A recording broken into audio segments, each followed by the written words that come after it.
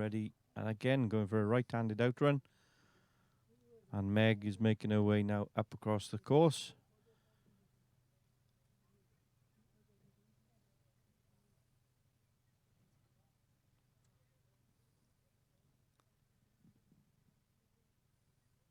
I only met George for the first time last year, or well, not last year, at the last international in 2019, and he was on the team with the brace, and Meg was one of the brace dogs in it.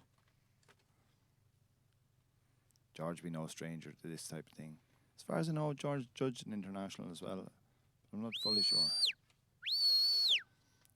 Sheep lifted a little bit before he got there, but he stopped his dog short, and he has him coming on a nice line. Well, he only stopped his dog short, but it's in the right place to keep him on line. I can't imagine the judges taking anything for that.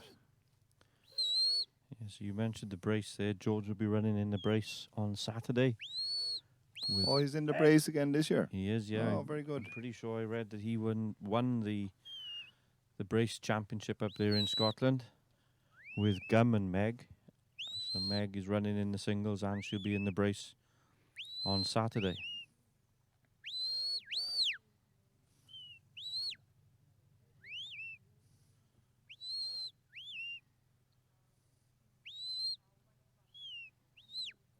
So George and Meg are just getting to feel these sheep here now and just feeling where you need to be to turn them and that kind of thing.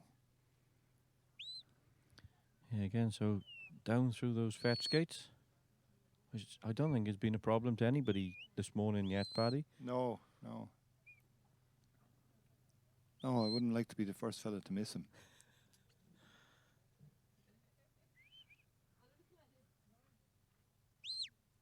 So again, George bringing those sheep down towards the post, and then he'll swing him and take him left-handed on the first leg of the drive. But and again, coming down off that podium to put him on the ground to give him a little bit of feel and to support the dog as the dog turns those sheep around.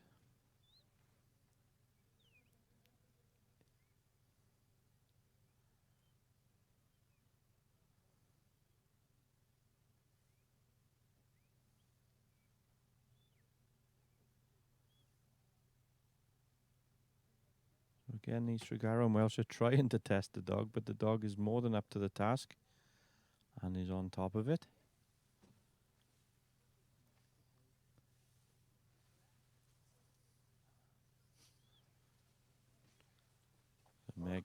Meg there turning those sheep.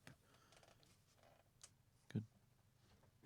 Here's the thing I always wondered, and you'll know, Hugh is a shearer and he does a lot of commentary on the shearing competitions, so he'll know all about sheep. But why do these Tregarrow and Welsh, why do they have long tails, Hugh? It's something that every shearer in Wales asks, I think, Paddy. Yeah. But it's to do with the flies up there on those hills. It's like any hill breed, you leave them a little bit longer. You don't see many short-tailed Swaleys up there, or you don't see any short-tailed Herdwicks. So the hill sheep have tend to be left with longer tails for fly control, I'd have thought so. But yeah, every shearer will be asking that question when you're struggling with the damn thing. And yeah, it's like a big rope there you've got to run down. it is, yeah. Yeah, those lowland boys with short tails, Yeah. they're spoilt. But if you can shear a tail quickly and efficiently as a British shearer, you put a Kiwi next to you and you can make up a lot of time when he's battling with a tail. Yeah, give him a bit of a handicap. Yeah. So George, he's going lovely now and nice and settled too. Well, they're trying his dog a little bit on the corners, aren't they? Yeah, no, they're not. They're not easy sheep. They're testing all the time, but it shows the quality of the dogs that we've got here at the International, that the dogs are up to the task, and then they're not giving much quarter to these sheep because the sheep are trying, but the dogs are up to the task, and which is what you'd expect at the International with the best dogs in the country on show. So George Gardner now then, from up there in Les Mahago, has turned the sheep on the cross drive. And I was told when I started trialing that the drive is in 3 legs. You got the first leg going up to your gates, then you got the second leg on your cross drive, and then the return leg then as you said earlier, Pat, is important. You've got to keep on line. You can't just let him take your eye off the ball. You've got to keep him on your lines all the way round.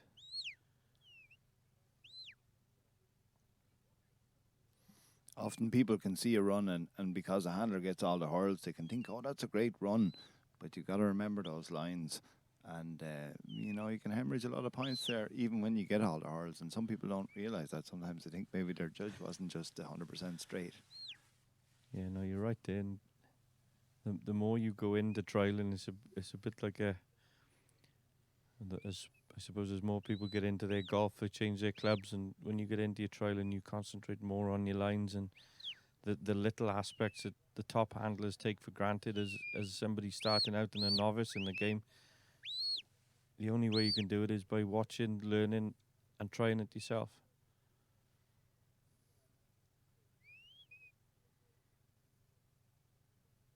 So again, a good turn from George Gardner and Meg. And they're now on the return. You just reminded me, Alistair McRae said to me one time something like, he said, I'm not a great man for attention to details. This mightn't be quite right, but he said the trouble with sheepdogging and trialing and training, he says, is that as soon as you learn something, you realise there's all this other stuff you don't know that you have to go and learn. Yeah. Yeah, what I'm learning at the minute is a completely different day on a Saturday from a day in work.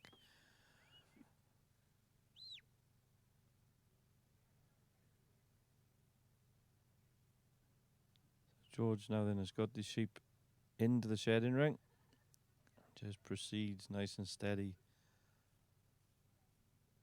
As you said earlier, Paddy, these sheep they're handling well. They've been well dogged, but they are still testing. And when you come to the shedding ring, it's not a gimme at all. You've got to work for that shed.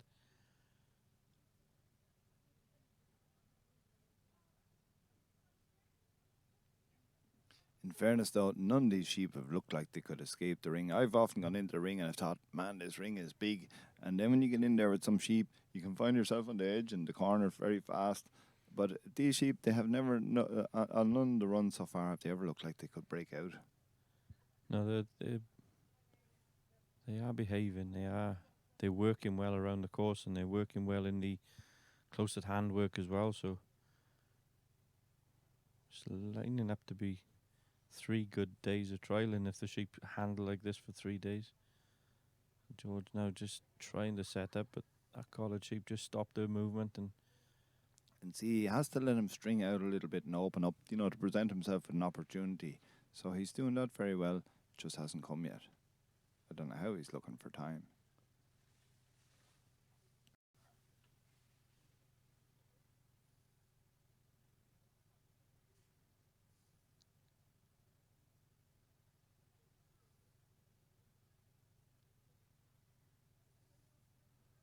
yeah, like you say, the sheep aren't stringing, they're just sticking together and not wanting to move. So you've got to make a little bit of movement. I'm inclined to think you could probably be, as a handler, you could probably be a little bit less careful in there. Sometimes a bit too careful, they seem to tighten up.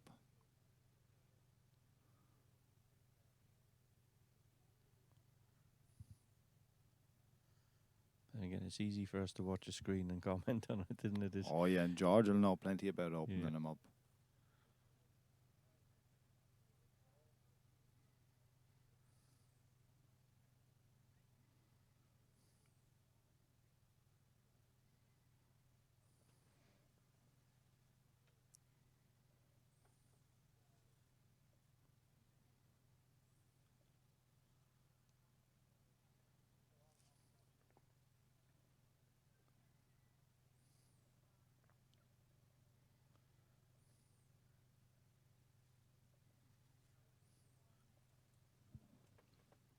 So George now then this is be eating away at his time a little bit. But he'll be wanting to get that shed completed. What's the weather like out there, Carl? Is it dry or is it drizzling a bit? It's a little bit of everything, really. 1 minute you've sat there with your brolly up, next minute you put it down, only to put it back up again 2 seconds later. It's warm, though. It's warm and there's no wind. Yes. That's the main thing. It's ideal running conditions, really. George is taking the shed. Now he's going to put the sheep back together and work his way over to the pen.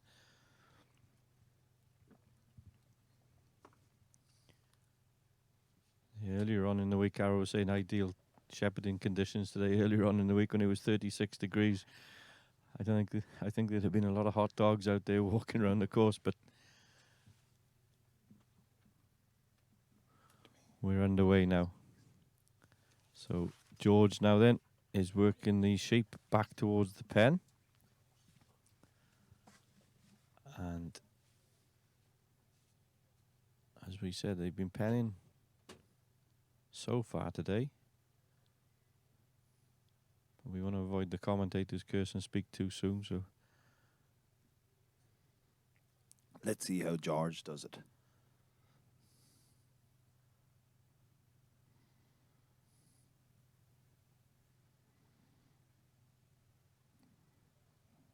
So he has him in a nice place there. I'm sure he just gets. Oh, they're going to go in. Say, oh yeah, she's looking out the side. So George will use a little more dog now and get him back in position, and then I expect he'll close in on himself. and it's nice to see a gate with a rope on it this year. A lot of trials so far. They've been, because of the COVID rules, we haven't been allowed to swing a rope. And he's being careful not to hit her with the gate. There we go.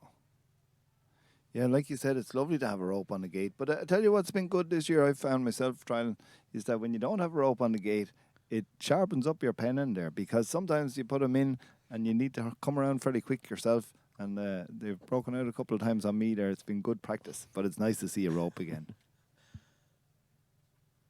Yeah, if that's the sense of going back to normality. Mindful of time, because that first shed took a little bit of time to complete.